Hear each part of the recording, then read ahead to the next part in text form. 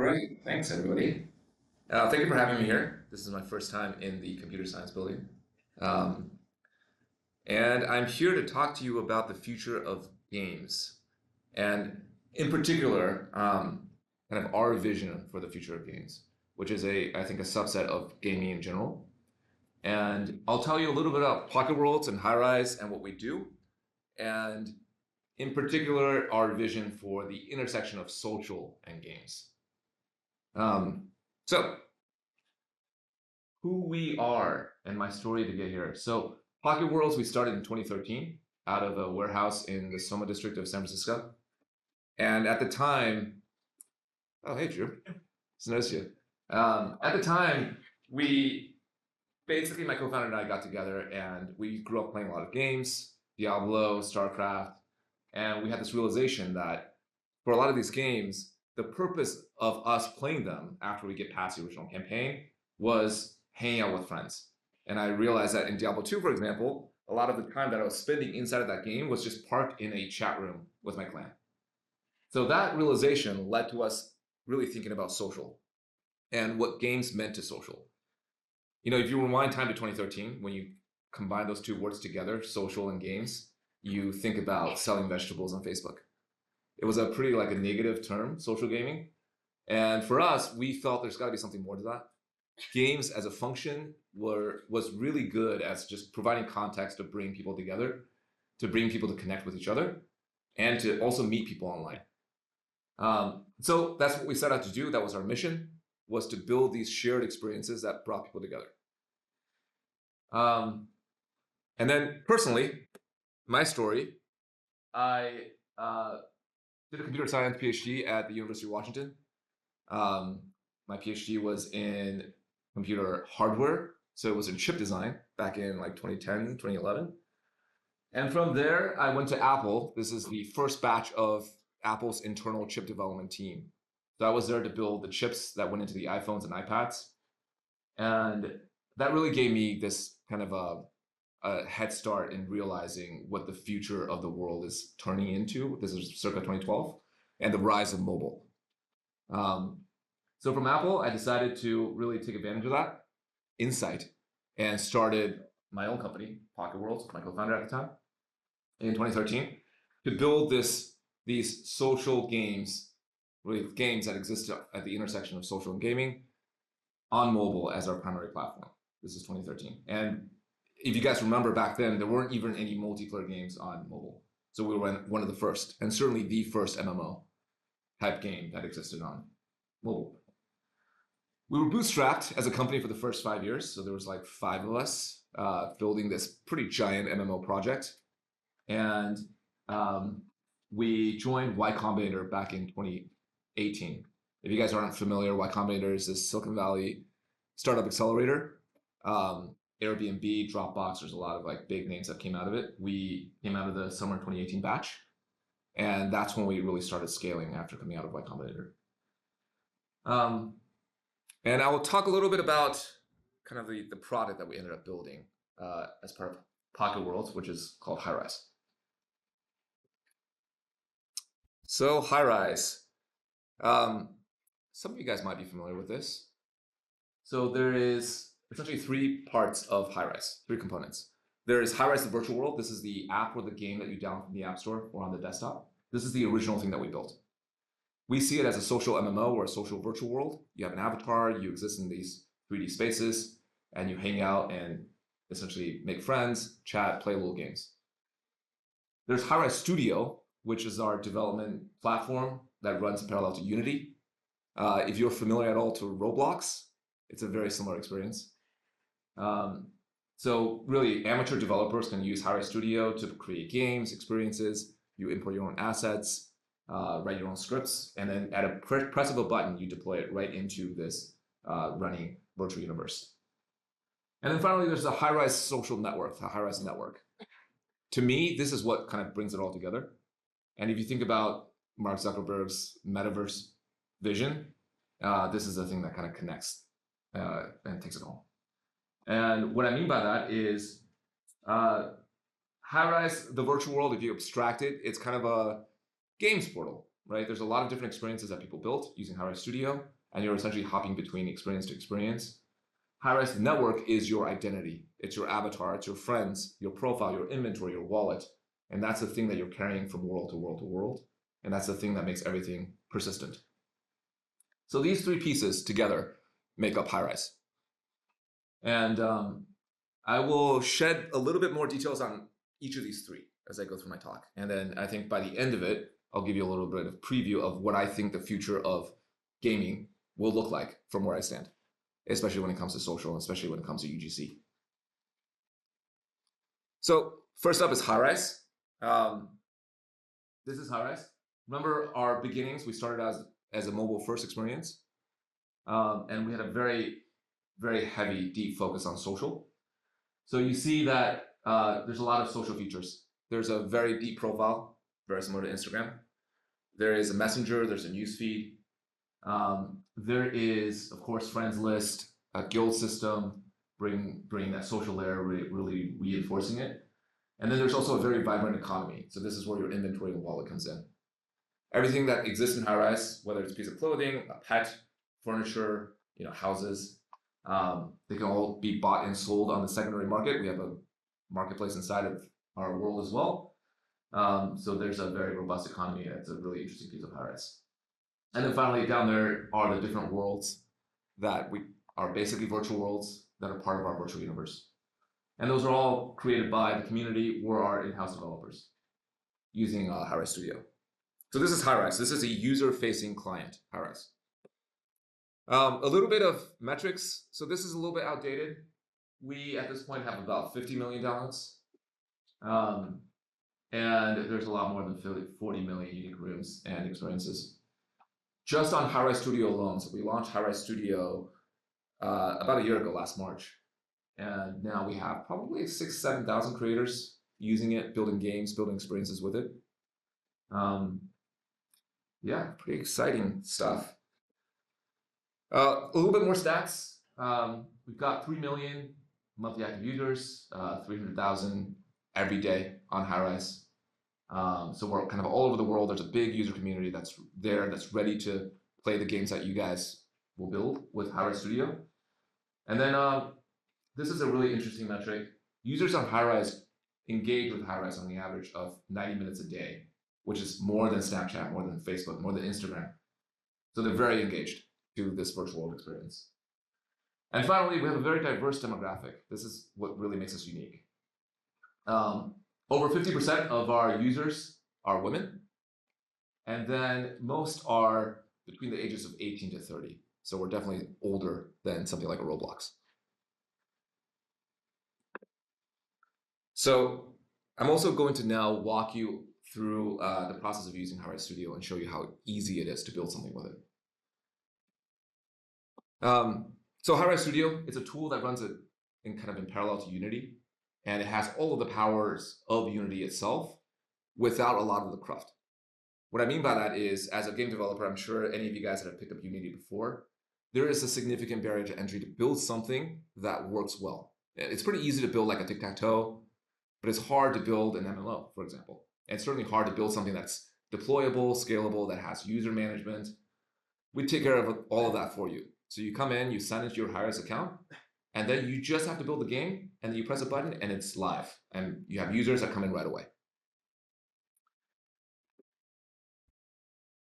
And there's a few different components to Hi-Rise Studio that make this experience seamless. The first one is Studio Hub. If you're familiar with Unity Hub, it's very similar. It's essentially our launcher. It's the first introduction to Hi-Rise Studio. It's a thing that you download. Studio Hub sets everything up for you. It installs the right version of Unity. It sets up your project structure. It configures your system. Basically, if you have no idea how to use any of this before, if you're a creator that just has an idea, but no technical expertise, this takes care of that for you. The second piece is the asset catalog. This is very similar to the Unity Asset Store. Again, if you're a creator that just has a great idea, but don't know how to do 3D modeling, don't know how to write scripts, don't know how to make a particle effect, all of that is in the asset catalog. You can drag and drop into your game, into your experience right away. What's also super cool about Hi-Rise Studio is you can also tap into the Unity Asset Store. So anything that's available on the Unity App Store, again, you can use it right away and not have to worry about all the technical details.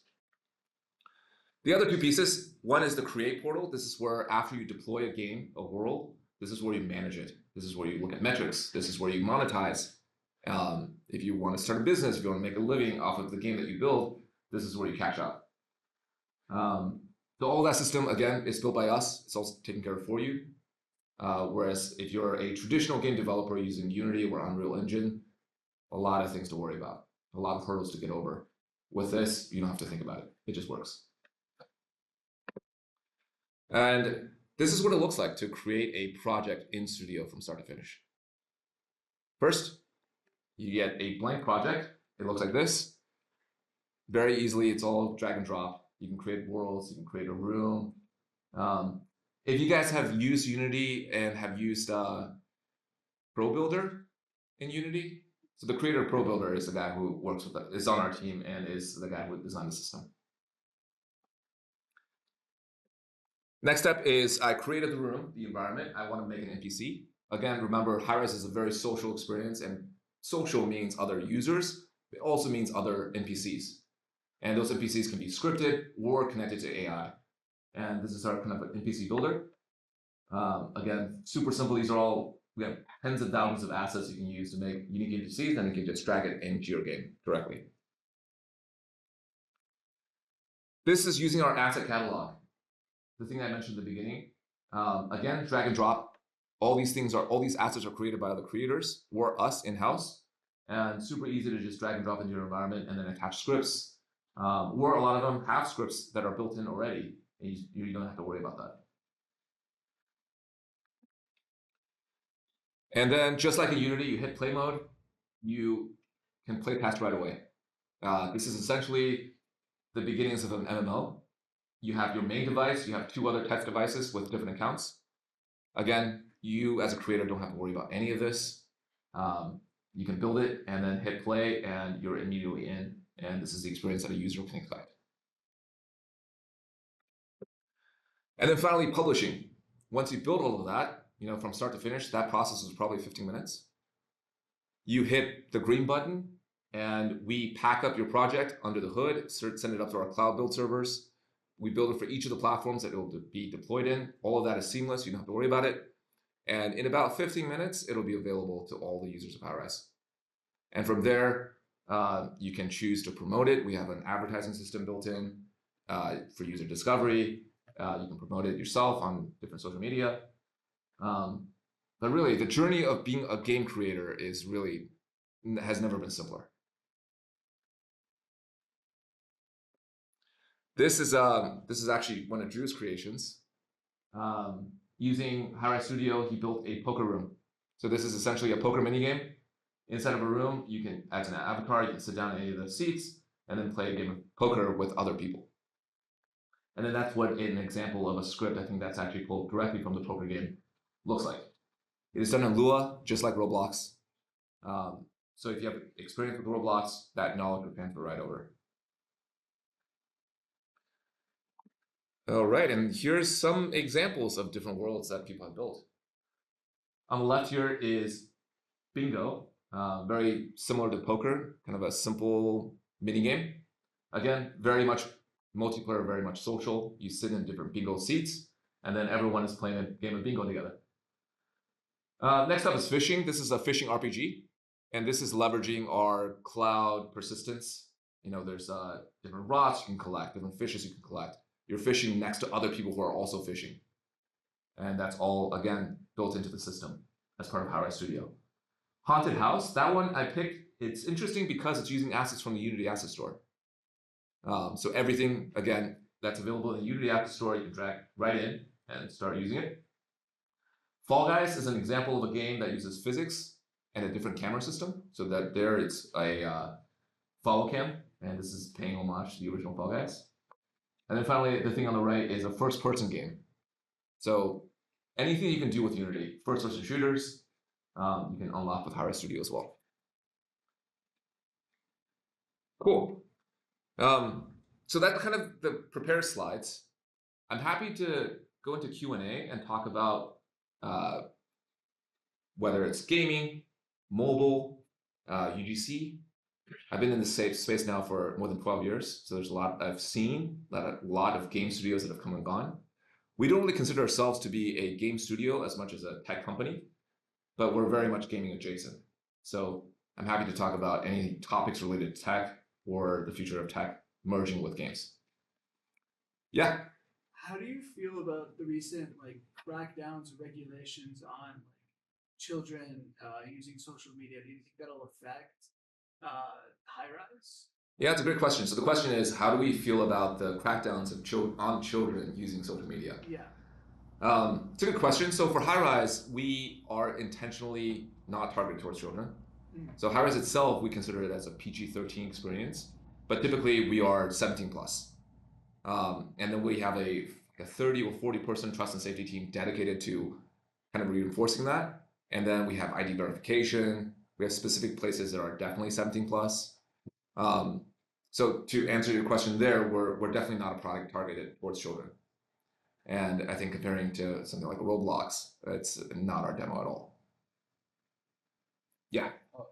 You mentioned the thing about the monetization, right?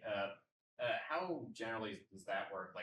What kind of cut does your company take, right? Amount of effort versus returns. Yeah. So the question is on monetization and kind of how it's set up for us. We have two different types of monetization for creators.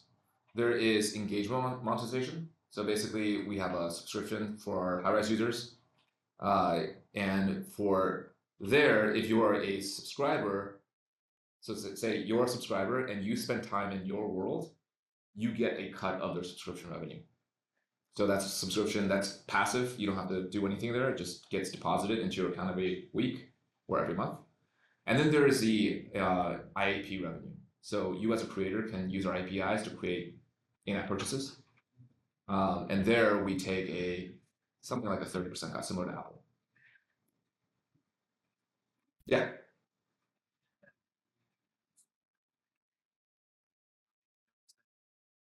But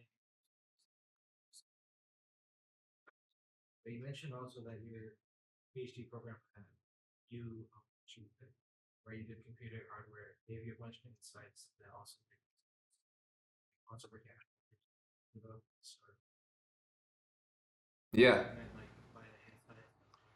Sure. So the question is, how does, I guess, my background in computer hardware and my work at Apple led to this?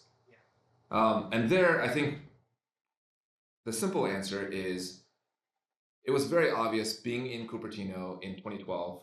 This is also, I think, the last 2 years of Steve Jobs. It was very obvious that mobile is going to be all encompassing. It is going to eat everyone's lunch. So when we started this company, it was actually a decision point for us. Do we build something that's VR? I think that's also the rise of Oculus around that time. Do we build something that's VR, desktop, console, or mobile? And we consciously chose mobile because we wanted to do something that everyone will have. We didn't want to build an experience where you had to go home, strap on a $1,000 headset, and then meet with a friend, maybe one or two people that also have a $1,000 headset that's connected to this at the same time. So that was really the inspiration for us to really go all in on mobile as our primary platform.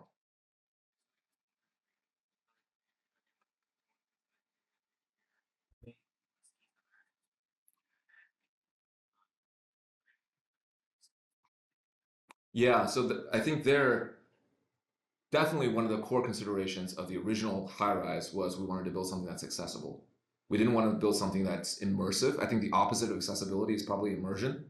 So we consciously made the decision we were sacrificing immersion in order to go after accessibility. We wanted to build something that everyone could use rather than something that very few people can use, but that is very immersive.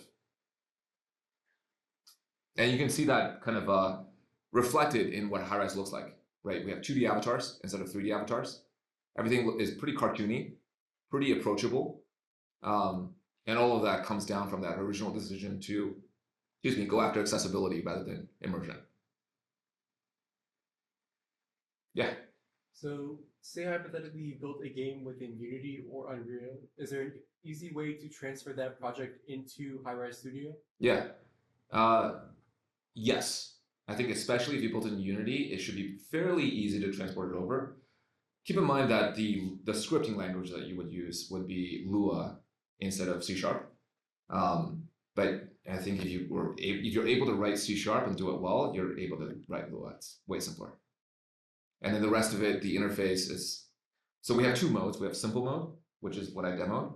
It's a lot of drag and drop. It's a lot of like mouse work. And then there's advanced mode, which is basically Unity. And in advanced mode, you can essentially operate it as you would Unity itself. Yeah. So you mentioned having like an in-game economy. Your background isn't in anything kind of related to that. Did you try to like emulate like Roblox, or is I love that. Great question. So in-game economy, and you're correct. My background is not in economics or anything related to virtual economies, but I played a lot of Diablo 2. And I sold stuff. This is back in like middle school, high school. I sold stuff on eBay. This is like the first moment where I realized that digital assets could have value. So when we built Highrise, we're like, okay, we need to have trading, because trading was so core in that Diablo 2 experience. And it was also a very social experience, finding people to trade stuff to. And that's what led us to build that take that original step into having an economy, and then that's evolved into marketplace and much more depth later on. Yeah.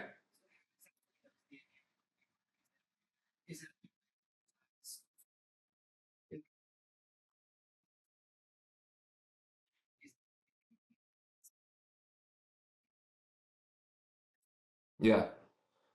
Are you guys familiar with live operations?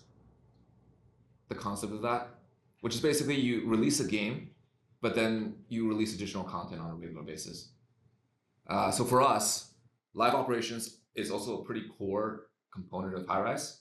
Every week we have new stuff that come out, new cosmetics, new pets, furniture, whatnot. And then those new things, they are only sold by us for 30 days. And then after that, we won't sell it again. And then after that, it's all secondary. So if you want that particular dog, you have to find it from someone else who has it and is willing to sell it to you. And generally, the economy works. We have an in-game currency called gold. So you're selling that dog for however many gold. And yeah, does that answer your question?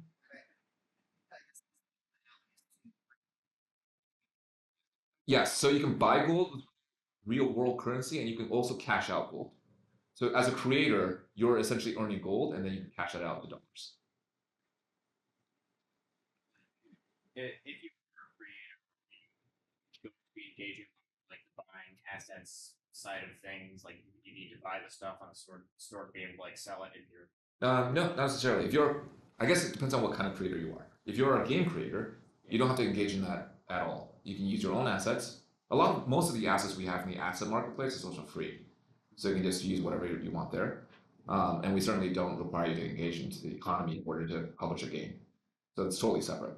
If you are an asset creator, so you're designing your own T-shirt, and you're trying to sell it in the Highrise ecosystem, then you would engage in that more. Yeah. For someone who is very experienced with an engine ventures, what would be like their incentive to Pocketworlds? Yeah, great question. So the question is, if you're coming in with a lot of experience in Unity or Unreal Engine, why use this? And the very easy question to that is, if you build a game in Unity, what's next? What do you do with it after? You can enter it into a game jam. You can do a demo here.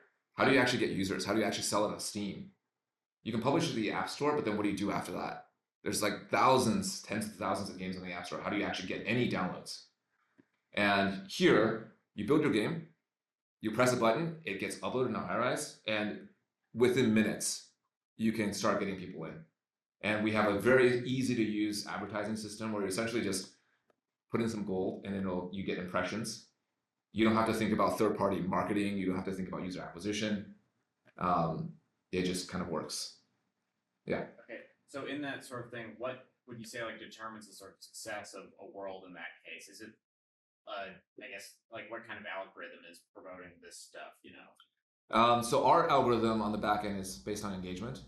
So basically, if your world is engaging, if people spend time in your world, if they come back to your world, Those all contribute to it surfacing to the top. But we also have a built-in advertising system. So essentially, if you want to promote, if you want to put money against, if you believe that your creation is good and you want to put money behind it, that is also kind of a way to supercharge it and shortcut the exposure process. Yeah. So with other competitors in the space, like Roblox being a big example, how do you compete and stay ahead or stay afloat with those competitors? Good question. So our advantage, one of our advantages is we do have a very solid user base. So we're not an upstart kind of build this thing and trying to attract users, because it is kind of a chicken and egg problem. Without users, you can't get creators. Without creators, it's very hard to get users. So we're starting with users, one. And two, we're actually a very different demographic than Roblox. So our typical user is, as I mentioned before, 20 to 30. We're mostly women. And the type of experiences that we cover are generally a lot more social, probably a little bit less gamey. We're certainly not like, I think Roblox started as a physics game engine, and then they evolved into what they are today. We're not that. We started out as a social app, and we're evolving to where we are today. So most of the experiences on High-Rise that really resonate with our audience are things like bingo, where you sit down and play a game of bingo, and there's like 5 other people at your table, and there's voice chat, and you're just hanging out, playing this game. And really the game is secondary to you hanging out with those 5 people. Yeah. So you mentioned that like for your IDE sort of product, you mentioned, is it like built off Unity? Like, are you guys using your own? I know I'm not incredibly familiar with the Roblox creation process, but I believe it's using its own engine separate from Unity. That's right. Are you doing something like that, or are you building a harness over Unity? Yeah, it's a good question. So the question is, what's our relationship to Unity itself? So Roblox Studio is a standalone thing. They have built it. Roblox has been around for like 20 years, something like that. For us, we wanted just to build something that is approachable. I think rebuilding Roblox Studio from the ground up, inventing a new way of doing things, will be a massive challenge. So what we did was we essentially built something in parallel to Unity itself. So you're running Unity Editor, and then there's a series of High-Rise plugins or High-Rise Studio plugins that are automatically installed for you and configured for you. And if you're a new user that come in, you don't have a computer science degree, you don't know how to actually code anything, you come in and simple studio mode, so the default mode of High-Rise Studio, super simple. It looks nothing like Unity Editor that has all the different knobs and options. But you can go in and turn on advanced mode, and then you do get access to those options. Yeah. So in your early days, how are you guys marketing? Good question. So early days, circa 2015, we were growing by performance marketing or user acquisition. Are you guys familiar with those terms? It's basically, this is a thing that was invented by King, the Candy Crush guys, who are actually our original seed investors. And what they did was, in the beginning, they made Candy Crush, and they were competing with Zynga.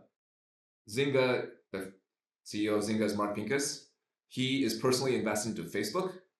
So Zynga grew because Mark Pincus had a personal relationship to Mark Zuckerberg and was able to essentially get backdoor access to a lot of Facebook's viral mechanisms before they were available to everyone else.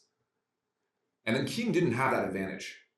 They're a Swedish company making this Candy Crush game, and they had to do something different than Zynga. So what they did was they figured out how to advertise on Facebook and how to do analysis on lifetime value such that they can predict for every user that comes in how much their LTV will be. So then for a user that is exactly like that person, how much can you spend on marketing? So for example, if you come in and we predict that your LTV is $1, that means we can spend 90 cents to get someone that is just like you. And we're able to do that very precisely. That's called performance marketing. So it's 2015, a lot of our initial growth was performance marketing and figuring out how to do that. That has now, in 2024, or 2025 now, it is a massive industry. I think King were the trailblazers, and now every single gaming company gaming is by far at the forefront of performance marketing, but then every single company that's advertising at all on Facebook is doing that.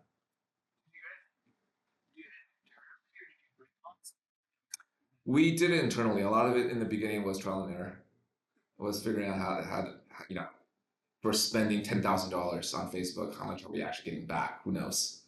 And then as we got better at it, we're able to more precisely predict how much of it is coming back and how long it will take. Yeah.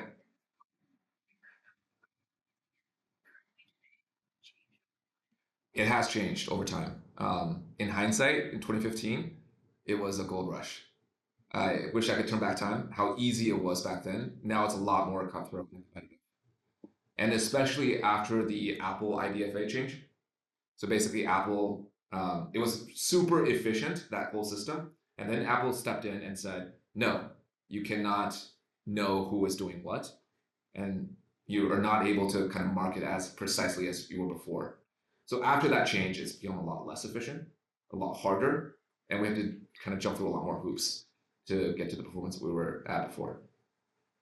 I think you guys are probably familiar. In the last 2-3 years, it's been a bit of a downturn in the gaming business, and that's what's driving that. Yeah, this increased difficulty in performance marketing. But good news is I think Apple is kind of abandoning that initiative. TBD. But that's kind of the signals that we're seeing. Yeah.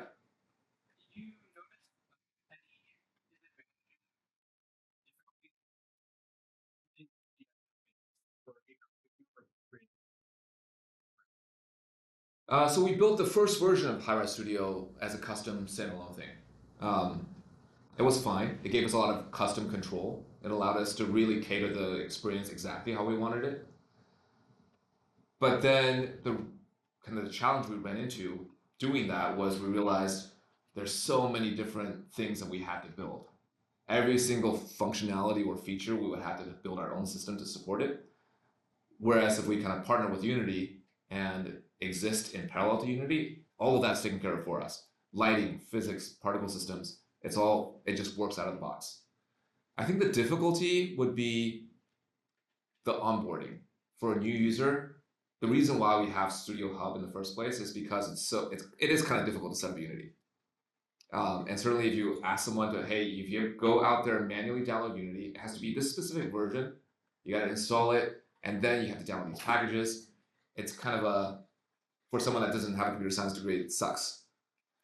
We were able to shortcut that by creating this launcher to do it for you, but still it's not ideal. Yeah. Yeah, you mentioned with the Diablo thing, I believe, like, spent a lot of time, like, just kind of hanging out, basically, like, on call with friends, right? In Pocketworlds, is it usually, like, groups of, like, friends who are just hanging out on here, or is it mostly just people interacting with basically strangers from the platform? Yeah. Good question. A little bit mix of both. I think there are some behaviors, whether you're in a crew or something, and we have voice chat, we have group voice calls, where people do hang out with their friends and they kind of travel as a group to different experiences. And then there's also a lot of people who just go into a party room and there's a DJ, and it's really just like 100 people just partying and listening to music. And you don't really know anyone in there, but everyone's shouting flame emojis or whatever. That's also quite common. Yeah. So is there a music system playing For music, so we don't do any of the music ourselves. So the music that would be played in a party would be the DJ, whoever is DJing it, and they have audio. It's similar to like streaming on Twitch. They have audio. They will soon have video, and then they are managing all rights. Yeah.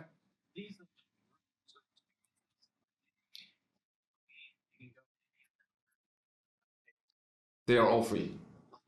Some of them can choose to build features after you enter the room to monetize, but that's up to the creators.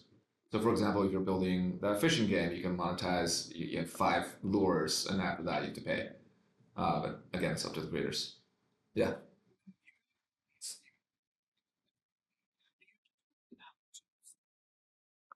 So the question is, if we do weekly releases, how do we determine how much it'll sell for? How much do we price it?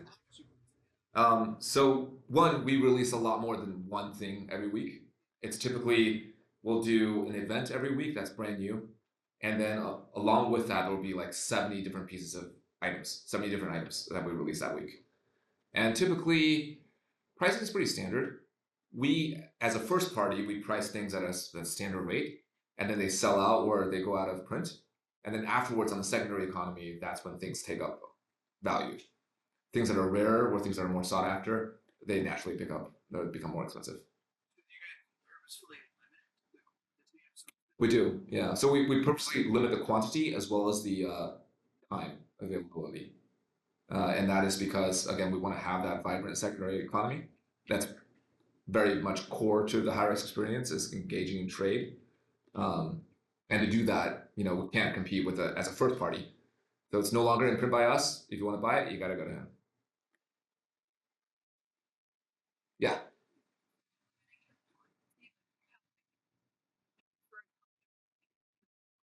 Yeah, we have a lot of different systems. That's one of them. That's called like a limited quantity collection. We also have things like, the weekly events. If it's a competitive thing, there's a leaderboard, which means only the top 10 people will get this specific item, which means that there's only 10 of these items in print. So those are like different mechanisms to deliver digital scarcity. Yeah.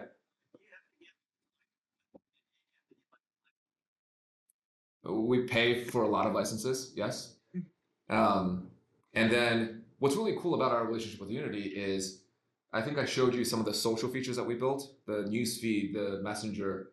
We are probably the company that's pushing Unity the furthest when it comes to UI and a lot of the technology of not the game engine side of things, but the technology around the game engine. So for example, their UI toolkit team actually has access to our code base, and a lot of the things that we build, they're looking at and kind of porting into Unity itself. Part of that is because, again, we started out looking at mobile.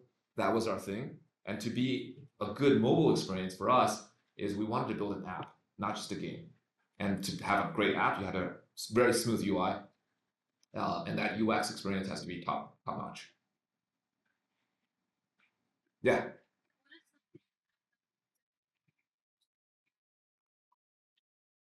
But I think in hindsight, there's 2013 is much easier to compete in than 2025. So I would have probably went much harder in 2013, 2014, 2015, because nobody knew what they were doing back then. These days, I think it's become a lot more professional, just knowing how much money is in the industry. Competition is a lot more fierce. That's one. And two, there's a lot of small learnings along the way of what strategies work and what don't. And I think the ones that have really worked for us in hindsight, one, performance marketing, that was a key learning for us, unlocking it.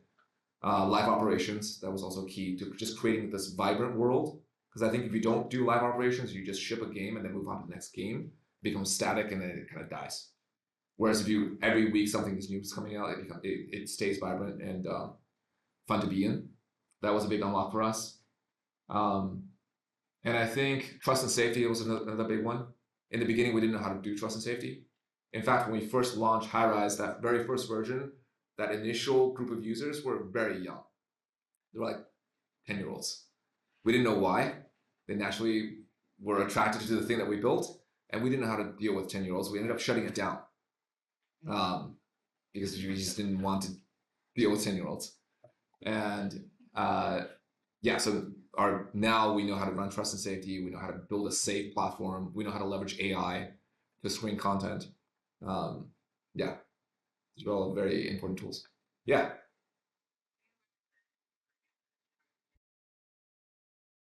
Do you want to join a game studio, or do you want to create your own game?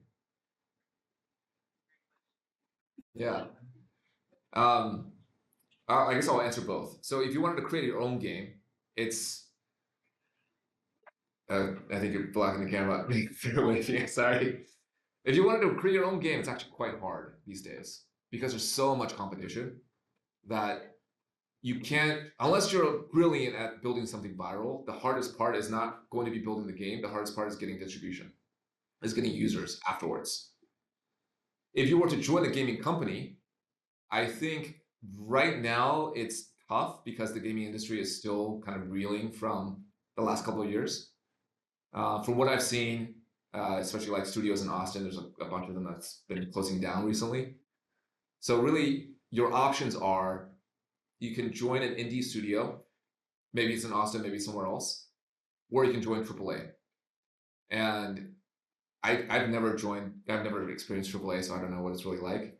And to be honest, I also don't know the culture of game companies because what we do is we consider ourselves a tech company. And my advice to you is I'm probably a little bit biased, but definitely tech is better than pure game. I think tech is broader and you can do a lot more and go further. Yeah. Any other questions? Yeah. How should we like get into tech field like in the very beginning? I think there's, especially if you have an interest in games, there's a lot of tech companies that are gaming adjacent. Us, Roblox, maybe Unity, and Unreal, Epic. I think these are all great options, and they also probably offer the best opportunities. So I would start there. So I guess the advice there is rather than maybe looking at a specific indie game studio to join to build just games, look at these bigger companies that are doing tech and games. Yeah. Cool. Great questions. Thank you guys. Awesome.